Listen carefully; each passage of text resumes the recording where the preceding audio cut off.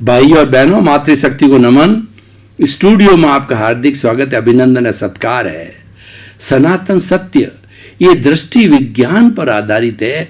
दृष्टि विज्ञान रियल पुरुषार्थ है और मन वचन काया के द्वारा जो भी हम शुभ प्रवृत्ति करते हैं वो रिलेटिव पुरुषार्थ है। तो रियल पुरुषार्थ का महत्व ज़्यादा है। ये सनातन सत्य कार्यक्रम दृष्टि विज्ञान के द्वारा बताया जाता है। हम क्यों बताते हैं कि आपको जो है स्नेह स्नेह जो है धीरे धीरे आपको जो शाश्वत सुख की प्राप्ति हो, जो कि जीवन का लक्ष्य है। हर एक व्यक्ति चाहता है कि मुझे परमानेंट सुख मिले। टेम्परेरी सुख के बाद तो दुख आ जाता है, लेकिन आपको तो ऐसा सुख चाहिए, अक्षय सुख चाहिए कि उसके बाद में कभी दुख आए ही नहीं। तो ये सारा कार्य हम अलग अलग एपिसोड्स के माध्यम से करते हैं। तो आज बहुत सुंदर व्यवहार जगत का एक एपिसोड लेकर के आपके सामने प्रस्तुत हो रहे हैं। तो आज का हमारा विषय है कि नशा नाश का द्वार है। बहुत सुंदर विषय है। तो नशा का अर्थ क्या होता है कि कोई भी, देखिए, तीन चीजें होती है। एक होती है वृत्ति, दूसरी होती है प्रवृत्ति और तीसरी होती है प्रकृति। वृत्ति का मतलब होता है कोई भी एक्शन करना, कोई भी जो है कोई तरह की क्रिया करना, उस क्रिया को वृत्ति करते हैं। और उस क्रिया को हम बार बार करते हैं। तो जैसे कि मान लो कि लिखना, तो हमने एक बार लिख लिया, ये क्रिया कहलाई और एक्शन कहलाया। और उसके बाद में हम बार बार लिखते जाते हैं तो ये कहलाती है वृत्ति से प्रवृत्ति बन जाती है। प्रवृत्ति का मतलब एक्टिविटी। एक्टिविटी का अर्थ क्या हो गया? ये राइटर है, ये लिखने वाला है, ये प्रवृत्ति हो गई। और जब वो व्यक्ति लंबे समय तक प्रवृत्ति करता रहता है तो फिर उसकी नेचर बन जाती है, वो प्रकृति कहलाती है। जैसे मान लीजिए आप जो है एक दिन जो है सूर्योदय के बाद उठे और फिर 4-5 दिन बार बार रोज रोज जो है सूर्योदय के बाद उठते रहे, तो ये आपकी वृत्ति से प्रवृत्ति हो गई। और आप महीना 2 महीना जो है आप लेट उठते रहे तो ये आपकी प्रकृति बन जाती है। तो ये प्रकृति जो है गलत दिशा में न जाए, ये ध्यान रखना चाहिए। प्रकृति भी 2 तरह की होती है। एक तो अच्छी प्रकृति, अच्छा नेचर, और दूसरी होती है कुप्रवृत्ति यानी बुरी नेचर। तो हमें हमारे जीवन के अंदर जो कोई भी बुरी नेचर बनने वाली है, प्रकृति बनने वाली है, हमारा स्वभाव बनने वाला है, उससे दूर रहना चाहिए और उसको जो है प्रारंभ से ही जो है समाप्त कर देना चाहिए, एंट्री नहीं लेनी चाहिए। तो नशा जो है यह भी एक तरह की क्या है कि पहले वृत्ति होती है, फिर प्रवृत्ति होती है और फिर प्रकृति होती। कैसे होती है मैं आपको बताना चाहता हूँ कि मान लीजिए डोडा है, अमल है, और जो है आपके ये हीरोइन है और ब्राउन शुगर है और कितनी कितनी जो भांग है, कितनी कितनी चीज़ें आती है। ये चीज़ें क्या है कि मोमेंटरी हमारी बॉडी के अंदर जो है वो एक तरह का एक्शन लाती है, एक तरह के हमारे में स्मार्टनेस लाती है, फुर्ती लाती है और हमको थोड़ा सा एक प्लेजर सा होता है। तो ये हो गई वृत्ति। तो कई लोग होते हैं जो कि अपने स्वार्थ के वशीभूत होकर के, वो लोग जैसे कि हमारे कॉलेज के और यूनिवर्सिटी के स्टूडेंट होते हैं, उनके अंदर ये लत की आदत डाला जाता है। नशे को लत कहा जाता है, बार बार किया जाता है। तो वो क्या करते हैं कि वो प्रारंभ के अंदर फ्री उनको थोड़ी थोड़ी डोज देते हैं, एक दिन देते हैं तो वृत्ति कहलाई, फिर क्या 2-4-5 दिन कह लेते हैं, प्रवृत्ति कहलाती है। और फिर क्या होता है, वो प्रवृत्ति होने के बाद में वो देना बंद कर देते हैं तो वो परचेज करके खाने लग जाता है। तो ये प्रकृति बन जाती है। और प्रकृति जब मजबूत हो जाती है तो शराब पीने वाले की प्रकृति मजबूत होती है तो वो ड्रंकर बन जाता है। और स्मोक करने की कितनी वृत्ति प्रवृत्ति और फिर नेचर होते होते लत पड़ जाती है तो वो चेन स्मोकर बन जाता है। ये सब लत है। उसी तरह से छोटी छोटी चोरियां करने वाला व्यक्ति वृत्ति प्रवृत्ति करता करता वो बड़ा चोर और लुटेरा बन जाता है। यानी कोई भी कुसंगत से किया जाने वाला कार्य बार बार करके हमारी जिसमें लत पड़ती है और फिर जिसके बिना हम रह नहीं पाते हैं, वो हमारा सारा जो है नशा कहलाता है। नशा जो है जैसे भांग का नशा है, शराब का नशा है, बीड़ी सिगरेट का नशा है, खैनी का नशा है, जो हमारे शरीर में थोड़ी सी मादकता लाता है, थोड़ी सी जो कहना चाहिए एक जो है मोमेंटरी स्फूर्ति लाता है, लेकिन बाद में हमारी बॉडी शिथिल पड़ जाती है, टायर्ड हो जाती है और व्यक्ति के का स्टेमिना है वो गिर जाता है। जो नॉर्मल व्यक्ति बिना नशे के करता है, केवल भोजन के ऊपर आधारित रह करके कार्य करता है और वो भी शाकाहारी भोजन लेता है, नियमित भोजन लेता है, हित मित रित भोजन लेता है। हित का मतलब हितकर भोजन, न्यूट्रिशियस भोजन होना चाहिए। आजकल मेडिकल साइंस के अंदर जो भोजन की जो डेफिनेशन दी गई है उसके अंदर बताया गया है कि 20% प्रोटीन होना चाहिए, 10% कार्बोहाइड्रेट होना चाहिए, 10% जो है वो हमारी फैट होनी चाहिए और जो है 4% जो है उसके अंदर जो है ये मिनरल्स होने चाहिए और 60% पानी होना चाहिए। ये हितकर भोजन, बैलेंस्ड भोजन, न्यूट्रियस भोजन कहलाता है। हित मित और रित, मित का मतलब मात्रा में, भोजन जो है हमारी भूख के अनुसार लेना चाहिए, हमारे इस पेट के 4 भाग। मैं जो है ये बात नशे से क्यों जोड़ रहा हूं कि ये नशा जो भोजन का है ये तो अच्छा है, ये तो हमें लेना ही चाहिए और कैसे लेना चाहिए वो मैं बता रहा हूं। तो हमें जो है मित का मतलब होता है कि मात्रा में लेजन होना चाहिए। ये हमारे पेट को 4 भागों में बांट दो, 2 भागों में ठोस भोजन किया, 100 ग्राम 200 ग्राम जितना भी व्यक्ति की भूख होती है और जितना बड़ा पेट होता है, तो और 1 भाग जो है पानी के लिए छोड़ दो। पानी 1 घंटा आधा घंटा के बाद पीना चाहिए।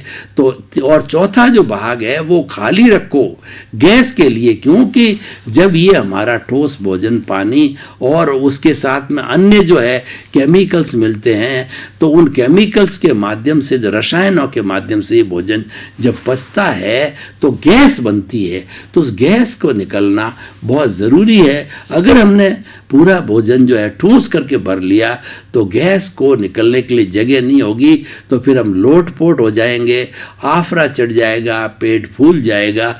उस गैस का निकलना बहुत ज़रूरी है और ये गैस नहीं निकलती है तो सीधा हमारे दिमाग पर जाकर के असर करती है। हमारे नकारात्मक भाव आते हैं, क्रोध अहंकार माया लोभ की भावना आने लगती है। धीरे धीरे जब ये प्रकृति बन जाती है तो क्रोध अहंकार माया लोभ जो है हमारे, उनकी जो है नकारात्मक भावों की हमारी प्रकृति बन जाती है। हित मित और रित भोजन ऋतु के अनुसार लेना चाहिए। गर्मी का समय होता है उस वक्त में थोड़ा सा ठंडा करके भोजन लेना चाहिए, मतलब ठंडा का मतलब बासी नहीं होना चाहिए, और सर्दी के दिनों के अंदर भोजन गर्म करके लेना चाहिए। तो ऋतु के अनुसार ये भोजन लिया जाना चाहिए। तो भाइयों और बहनों, नशा नाश का द्वार है। कोई भी नशा हो ये हमारा नाश करने वाला है। पहले तो जो है नशे को हम लेते हैं, फिर नशा हमको खाने लग जाता है और ऐसा खाता है कि शरीर को कंगाल बना देता है, शरीर की शक्ति की दृष्टि से भी कंगाल बना देता है और अर्थ की दृष्टि से भी कंगाल बना देता है।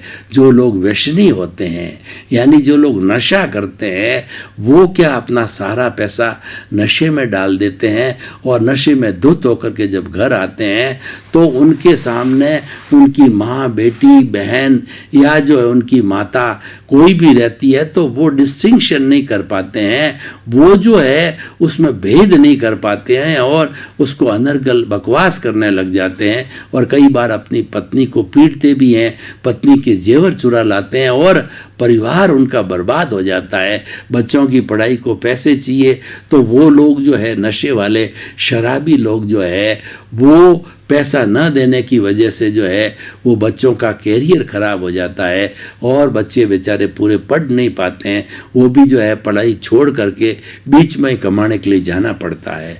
हमारे यहाँ पर जो है एक जो है महिलाओं की संस्था है जो पोषण नाम से संस्था काम करती है, तो तो वो उसके अंदर क्या है कि हमें भी महावीर इंटरनेशनल के माध्यम से जो है वो उनको जो कह रहे एड दी जाती है, उनको सहयोग दिया जाता है, उनको सिलाई मशीन है या जो उनकी आवश्यकता की चीज़ होती है वो छोटी 10-15 हज़ार की चीज़ उनको दी जाती है। तो मुझे भी एक बार उन लोगों ने इनवाइट किया और मैंने जब उन बहनों से बात करना चालू किया तो उसमें 70-80% जो बहनें थी, स्त्रियां थी, उन्होंने बताया कि हमारा पति तो शराब पीता है, नशीड़ी है और उसको कोई भान नहीं रहता, कमाता नहीं है, नशे में धुत रहता है, इस कारण घर गृहस्थी का सारा काम हमको चलाना पड़ता है।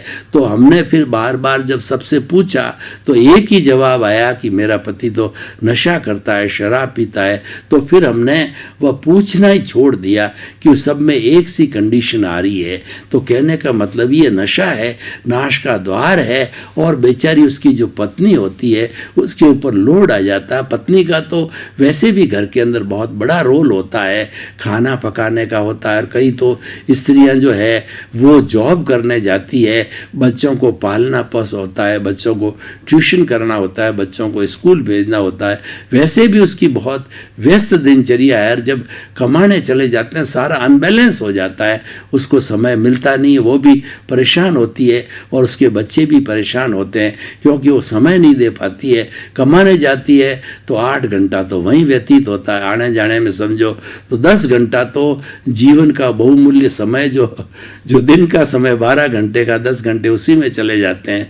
तो कब वो बाल बच्चों को पालेगी, भोजन बनाएगी और कैसे करेगी? तो वो बेचारी परेशानी के अंदर आ जाती है। हमारी भारतीय संस्कृति के अंदर जो शादी का है बहुत सुंदर कंसेप्ट है और उसके अंदर बड़ा सुंदर विभाजन किया गया है कि स्त्री है वो अपनी गृहस्थी को संभाले, यानी अपने घर का काम काज, घर की सजावट, मेहमान की, भोजन की, बाल है, बच्चे हैं, वो काम जो है। और मनुष्य का कार्य होता है कि अर्थ की व्यवस्था करे, रोजगार करे, कमावे।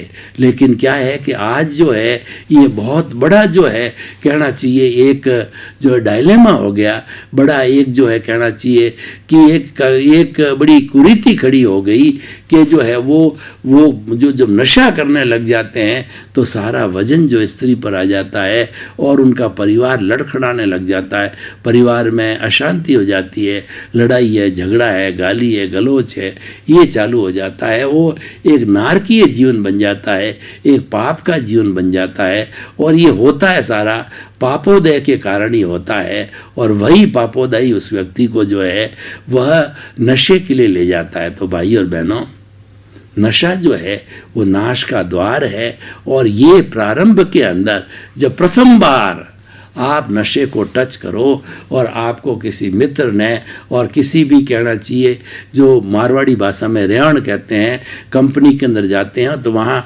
पोस्ट डोडा पिलाया जाता है, तो आपको तो बिल्कुल नशे का जो है बिल्कुल परित्याग कर लेना चाहिए। अपने गुरु के सामने जा कर के वो आपको इस बात का त्याग करना चाहिए, इस बात की ओत लेनी चाहिए कि मैं जीवन भर नशा नहीं करूँगा। जो लोग जीवन भर नशा नहीं करते, जैसे कि हमारे को बचपन के अंदर, हम लोग जैनी हैं तो हमारे माता पिता ने बचपन में ही गुरु जी के सामने हमारे को नशा करने का त्याग करवा दिया था, नशा का परित्याग करके हमको छुड़ा दिया था। तो हमने 75 वर्ष की उम्र के अंदर कभी नशा कैसा होता है उसको टच तक नहीं किया है। और राजकीय सेवा में रहते हुए भी हमारे कई मित्र अधिकारी थे, वो सब तरह के व्यसन करते थे, लेकिन हमने तो जो है उसको टच ही नहीं किया क्योंकि हमारे उस चीज़ का त्याग था। हमारे घर में संस्कार थे और वो संस्कार माता पिता ने हमारे इतना जो है दृढ़ संस्कार कर दिए थे कि जीवन भर हमने कभी नशे की और हमारा ध्यान नहीं गया। तो उससे हमारी जितनी भी देखिए नशा होता है वह क्या है कि हमारी प्राण शक्ति को भी खा जाता है। मनुष्य की प्राण शक्ति लिमिटेड होती है। सुबह से शाम तक मनुष्य मन वचन काया की जो भी प्रवृत्ति करता है, मन के द्वारा वो चिंतन करता है वर्तमान का, और भूत की जो है वह स्मृति करता है और भविष्य की कल्पना करता है। और ये मन हो गया, और वचन के द्वारा मैं आपसे बोल रहा हूँ, सारा वार्तालाप करता हूँ, समाज का जितना भी काम है, वो घर गृहस्थी का जितना भी काम है, वह सारा कार्य जो वचन के द्वारा पूरा होता है। और शरीर काया के द्वारा तो ये हमारी कर्मेंद्रियां हैं, हमारे हाथ है, पांव है, पूरा शरीर है, इस शरीर के द्वारा कार्य किया जाता है। चाहे पैसा कमाने का हो, चाहे परिवार को पालने का हो, चाहे समाज सेवा का कार्य करना हो, सोसाइटी का कोई भी कार्यक्रम हो, तो उसके लिए हमारी काया यानी शरीर की आवश्यकता होती है। तो मन वचन काया की जितनी हम प्रवृत्ति करते हैं, ये विटालिटी बोला जाता है, ये करण वीर्य कहा जाता है, और ये जो है हमारी प्राण ऊर्जा कहा जाता है। तो ये प्राण ऊर्जा 4 चीज़ों से बनती है। पहला भोजन, दूसरा पानी, और तीसरा अग्नि का मतलब सूर्य का ताप वगैरह, और जो है चौथा हमारी शुद्ध प्राण वायु ऑक्सीजन। इन 4 के मिश्रण से ये विटालिटी बनती है। और मन वचन काया की हर प्रवृत्ति के लिए इस विटालिटी की हमको आवश्यकता होती है, और इसी के माध्यम से हम करते हैं। तो नशा है, ये हमारी विटालिटी को खा जाता है। नेगेटिव थिंकिंग है, हमारी विटालिटी को बहुत ज़्यादा खर्च हो जाता है उसके अंदर।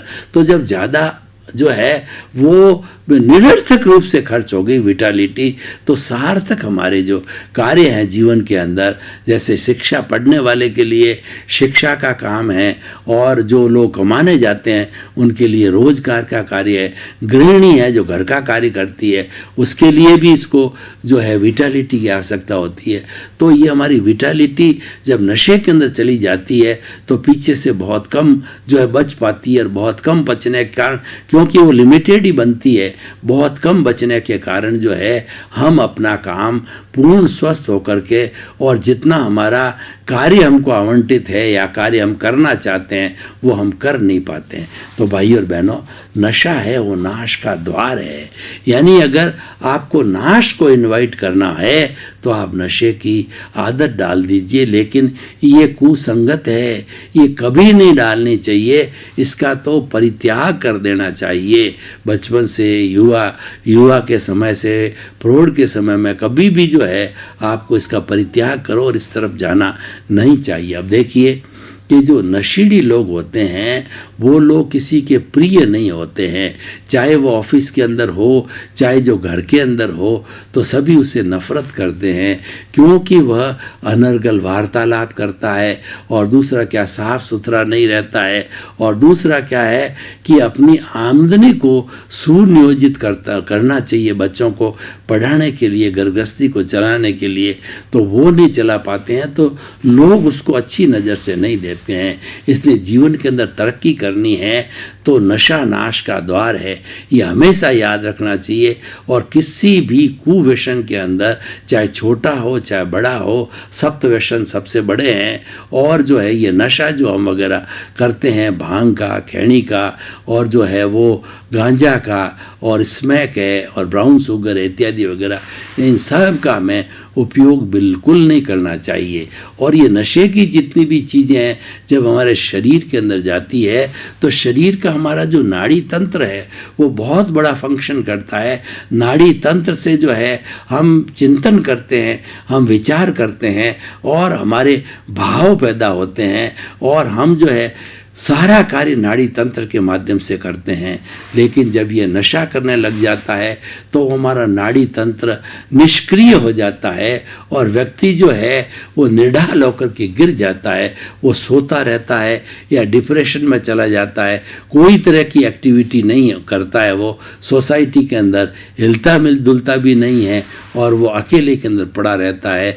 तो उससे उसकी जो है सारी शक्ति नष्ट हो जाती है, उसका परिवार जो है वह भी उसके पीछे बर्बाद हो जाता है। और साथ साथ के अंदर जब सोसाइटी के अंदर जो है ये नशे की लत बहुत से लोगों में या परिवारों के अंदर फैल जाती है तो वह एक रुग्ण समाज बन जाता है। तो इसीलिए हमें सामाजिक दृष्टि से भी समाज को अगर हेल्दी सोसाइटी को बनाना है तो नशे से बिल्कुल परहेज करना चाहिए। और जो परिवार के लोग ऐसा नशा करते हैं तो हमारे समाज के लोगों का भी दायित्व होता है कि ऐसे लोगों के घर जाकर के जो भी समाज के पदाधिकारी है, अध्यक्ष है, मंत्री है, वो ऐसे लोगों के घर जाकर के उसको जो भी नशा है, सप्त व्यसन करता है, बड़े व्यसन करता है और शराब वगैरह अति व्यसन करता है, ये उनको छुड़ाया जाना चाहिए, उनका हृदय परिवर्तन करना चाहिए कि ये जो है आपको जो नशा नाश का द्वार है ये आपको समूल नाश कर देगा, आप एक कंकाल समान रह जाओगे, आप कोई विकास नहीं कर पाओगे। तो ये उनको घर पे जाकर के हृदय परिवर्तन करके समझाना चाहिए। जब हम किसी जो आखिर वो मनुष्य है उसके पास में सारी डेवलप्ड फैकल्टीज है लेकिन क्योंकि कुसंगत के कारण वो नशे में पड़ गया तो उसके खूब जो है हृदय परिवर्तन करके उसका सबसे पहले नशा छुड़ा देना चाहिए। और जब वो नशा छुड़ जाता है और नॉर्मल रूप के अंदर हो जाता है तो फिर उसके अंदर जो है इनिशिएटिव लेकर के और उसको जो अपने अस्तित्व का भान कराना चाहिए, व्यक्तित्व विकास करना चाहिए ताकि वो जीवन में आगे से आगे बढ़ता रहे। तो भाई और बहनों, ये नशा जो है नाश का द्वार हर तरीके से है। वो व्यक्तिगत नाश का द्वार है और ये परिवार का विनाश करने वाला है, ये समाज का विनाश करने वाला है।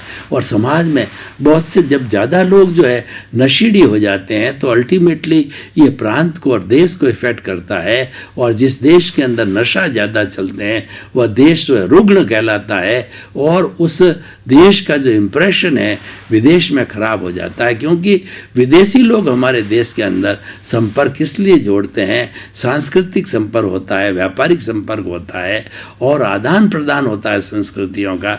लेकिन जब हम नशे के अंदर ही धुत रहेंगे, अच्छे अच्छे लोग उसमें चले जाएंगे तो जो बाहर की संस्कृति हमारे से मेल मुलाकात करने आई है उनको कौन ब्रीफ करेगा, उनको कौन समझाएगा।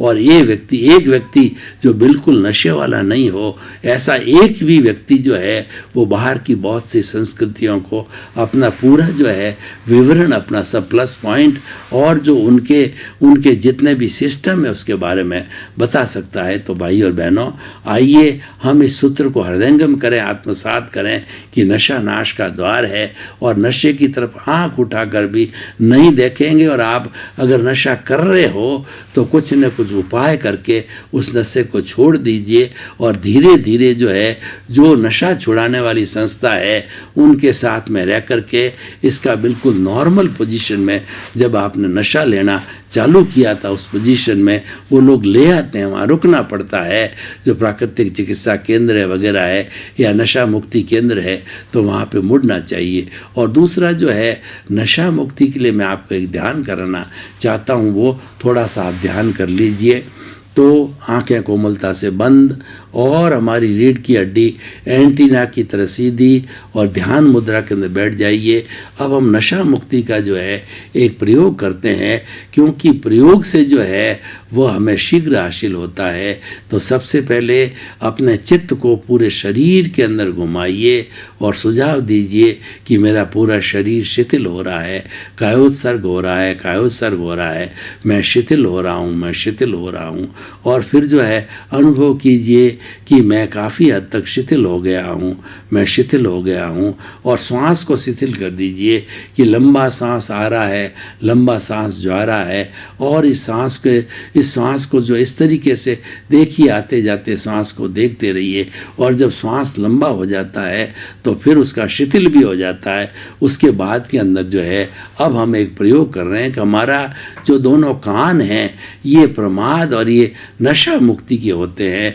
तो अपने चित्त को जो है दोनों कामनाओं पर केंद्रित कीजिए और ये ऑटो सजेशन दीजिए, अनुप्रेक्षा कीजिए कि मेरा भांग का, अगर भांग लेते हो तो मेरे भांग का नशा घट रहा है, भांग का नशा घट जाए, भांग के नशे से मेरा जीवन खराब हो रहा है, भांग के नशे से मेरा परिवार बिगड़ रहा है, भांग के नशे से मैं बदनाम हो रहा हूँ, मुझे छोड़ना चाहिए। मैं धीरे धीरे भांग के नशे को छोड़ रहा हूँ, भांग का नशा मुझे छोड़ रहा है। और भांग का नशा धीरे धीरे अनुभव कीजिए कि इसको रेगुलर कीजिए, आप अनुभव कीजिए कि पूरे समय तक मैं भांग के नशे में रहा तो नशा मेरे यहाँ से गायब हो गया। अब मुझे किसी भी नशा करने की कभी कोई मंशा नहीं होती है, मैं नशा नहीं कर रहा हूँ और मैं ये समझ रहा हूँ कि नशा नाश का द्वार है, नशा को मैंने पूर्ण रूप से छोड़ दिया है।